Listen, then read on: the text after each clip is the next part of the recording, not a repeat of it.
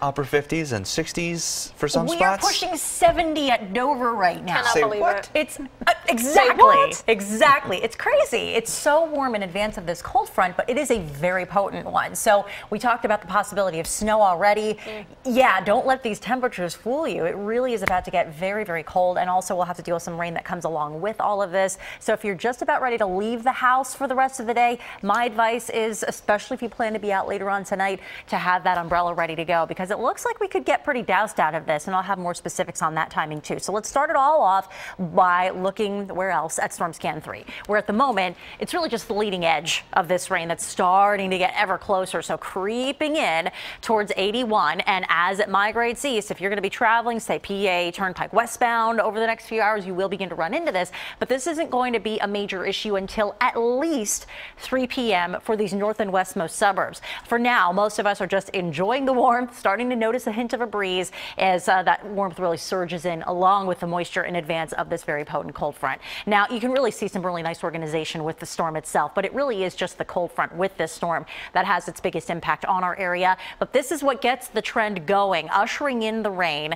And really, that rain could be pretty heavy at times. Through the Lehigh Valley and the Poconos, the window for that heaviest rain, I know this looks like a long window, but a window nonetheless of 3 to 10 p.m., where over the span of that time, you'll see rounds of moisture getting funneled into the Lehigh Valley and Poconos. So up to 3/4 of an inch may fall there. Through Philly and the northwestern suburbs from about 7 p.m. to 10 p.m. So you won't have as much opportunity to pick up the higher totals, but you could see up to a ½ an inch. And then between about 10 p.m. and 1 a.m. for most of Delaware and the southern half of New Jersey. So also up to about a ½ an inch there.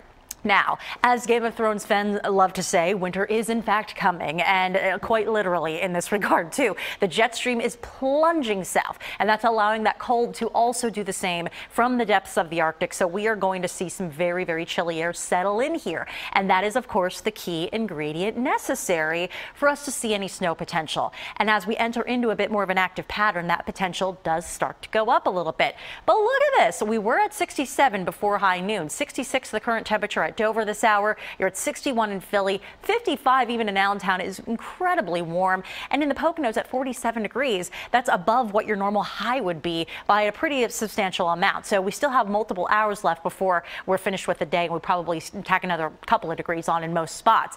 These are your air temperatures, however, by comparison in International Falls, in Winterpeg, as they like to call it, here across the Canadian border, only in the teens in the Twin Cities. So the cold is certainly funneling in now across the U.S. state border, and we're going to see it eventually reach us here later on tonight and into tomorrow.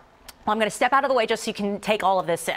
An active pattern is unfolding, so there are a few chances down the road for us to see some snow. Late Friday night into early Saturday morning, a few flakes even possible on Sunday, and then another storm comes along Tuesday night into Wednesday. So those are the 3 opportunities over the span of the 7-day anyway, and they are just opportunities right now. There isn't a guarantee this will happen, but we've got cold in place and possibility of these systems to roll through our area. Now you can even see from the courtesy of the wind flow those clouds rolling through our live neighborhood network. This is outside Kutztown. It's obviously a gray sky. Haven't seen the raindrops really falling yet. I went for a walk for coffee. I felt all of 1 raindrop on that entire walk. So the moisture is building, but the heavy rain is still holding off for now. We do expect to hit about 62 before this all gets really underway, and then the cold begins to catch up as the front itself crosses through. Good news is we don't drop off too much later on tonight, so it's strictly a rain producing system, but eventually that cold will play catch up. So by tomorrow, you're up to 49 at best,